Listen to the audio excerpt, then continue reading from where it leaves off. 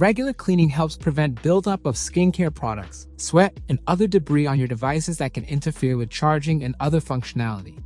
Avoid using abrasive materials, ultrasonic cleaning tools, solvents, alcohol, and steam to clean Meta Ray-Ban display, as these can damage your device.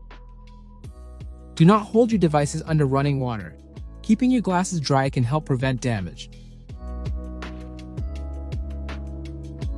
Meta Ray-Ban display is not designed to resist submersion or extended exposure to water or other liquids.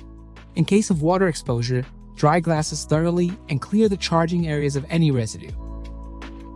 To clean Meta Ray-Ban display, use the included cleaning cloth to gently wipe the lenses, camera lens, glasses arms, and the nose bridge. Dry off the glasses and charging contacts completely before putting them back inside the charging case or wearing them. We recommend always storing Meta Ray-Ban display in the charging case when not in use to protect them from drops and scratches. For more videos and information about using Meta Ray-Ban display and Meta Neural Band, visit the Getting Started Hub by scanning the QR code on the reference guide. You can also visit our Help Center to learn more or contact Meta Store support.